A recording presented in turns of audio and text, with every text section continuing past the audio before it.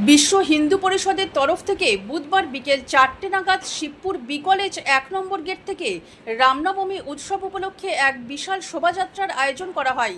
এই শোভাযাত্রার নেতৃত্ব দেন পশ্চিমবঙ্গের বিশ্ব হিন্দু পরিষদের সভাপতি ঋতু সিং এবং হাওড়া সদরের বিশ্ব হিন্দু পরিষদের সভাপতি ইন্দ্রদেব দুবে।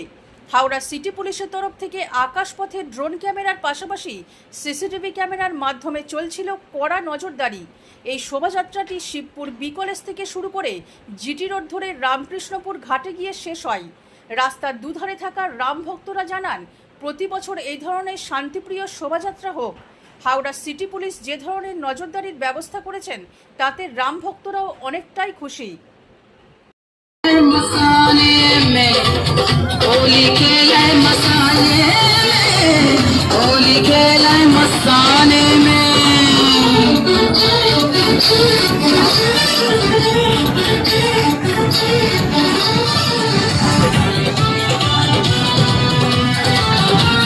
বেশি লোক থাকবে না যাত্রায়, কেউ কিছু খাবে না যাত্রায়, সবাই বলানো হচ্ছে আমাদের।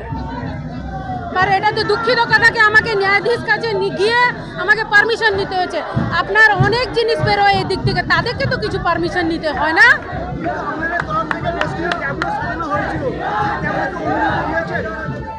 আমাদের একটা ভেহিকল করা হয়েছে, যেটা অনুমতি দেওয়া হয়েছে, আর একটা ট্যাবলো করা হয়েছে, ওর অনুমতি দেওয়া হয়েছে।